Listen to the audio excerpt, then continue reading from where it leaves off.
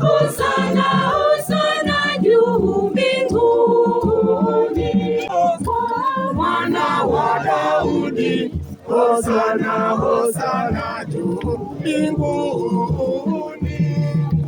Utukufu na ukuu naye